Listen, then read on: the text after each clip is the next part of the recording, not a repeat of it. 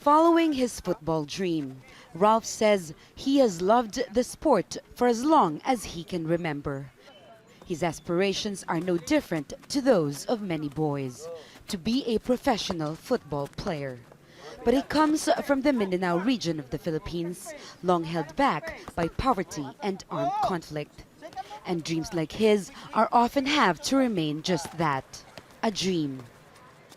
Ralph studies during weekdays in another city. But on weekends, he travels for hours to this town of Kidapawan to teach football to young kids. I feel bad when I see children here not reach their full potential in football.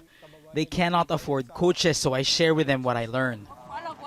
They can barely afford sports clothes to play in and have to make do with whatever space they're given. Phil, YouNGHUSBAND! Yeah!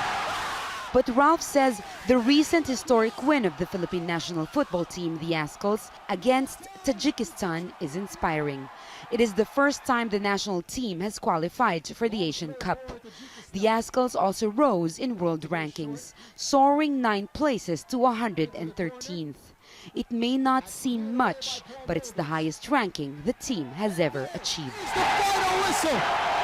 The Philippines has qualified for the 2019 Asian Cup.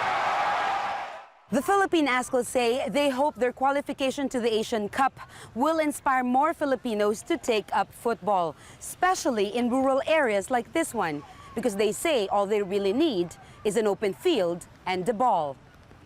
But that's easier said than done. In a country where basketball is seen as a national sport, football ranks much lower in terms of government priority. As we progress and as we continue to reap success, we hope that this translates into interest in the national team and interest in the sport. Football has this reputation and image that it's a sport for the elite. You know, that's the only country I've ever heard that is in the Philippines. You know, you look at countries in South America, in Africa, you know, football is the sport for the working class, it's the sport for the mass. In remote provinces like Basilan, classes are often disrupted by gunfire and fighting. And a pair of football boots is the last thing on the boys' minds. But they won't give up the dream of one day playing professionally on a proper grass pitch. For now, they are happy as long as they have a ball at their feet. Jamela, Alindogan, Jazeera, Kidapawan, North Cotabato, Southern Philippines.